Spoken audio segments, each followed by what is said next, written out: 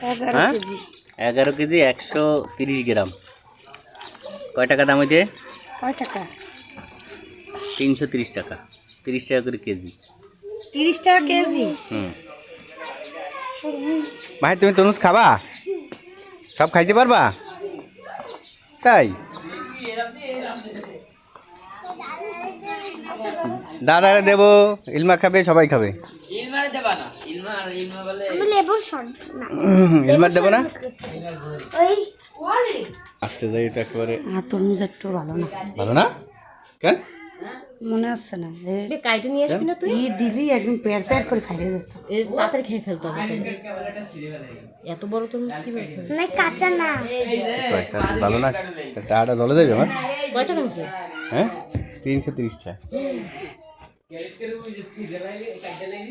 কেটা কইছে ভালো না? কি সুন্দর তরমুজ, কয় তরমুজ ভালো না? বিশাল লাল ভিতরে দেওয়া কথা।